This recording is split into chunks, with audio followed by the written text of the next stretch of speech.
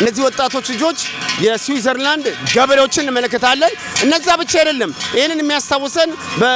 በአገራችን የግብርና ስራ የሚሰማሩ እንደምትመለከቱት ያው አባት እንኳን ከልጁ ጋር በእንደዚህ መልክ እንመለከተዋለን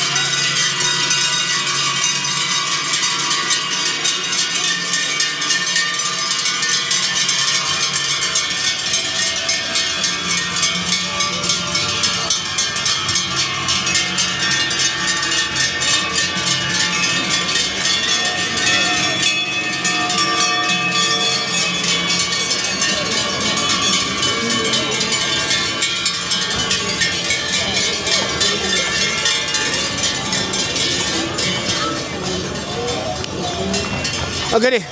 አርባ ተመልካቾቻችን እንግዲህ በእንደዚህ አይነት መልክ ደግሞ እናያቸዋለን ገበሬዎቹ በእንደዚህ ይሄዳሉ እኛም እንግዲህ እንደ ኢትዮጵያ ገበሬ ኢትዮጵያን ባንዲራ አድርገን ኢትዮጵያን ከፍ ያደረገን ሰዎች ያዩን እንግዲህ የስዊዘርላንድ ባህል በዚህ መልክ እናስተዋውቃለን እንደምትመለከቱት አንደኛ ብቸኛ የሆነው ጥቁር ሰው ነኝ ገበሬዎች ናቸው እነዚህ ገበሬዎች ምናልባት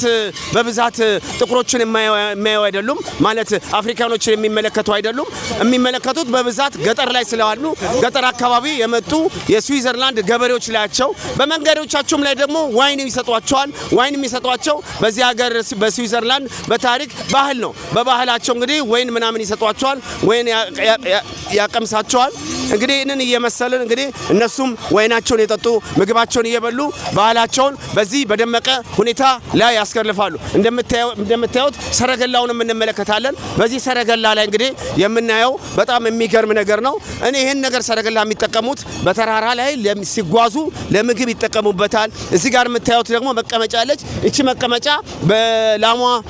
ሶየው በሚያልብበት ጊዜ እንደ መቀመጫ የሚተቀሙበት ነው ባለፈውም በዚህም በቅርቡ ደግሞ በቪዲዮ ላይ ሰራላችኋለሁ ይሄ የምትመለከቱት የነሱ ባህላዊ ደስታቸው ነው ብዙ ነገር ላይ እዚህ ላይ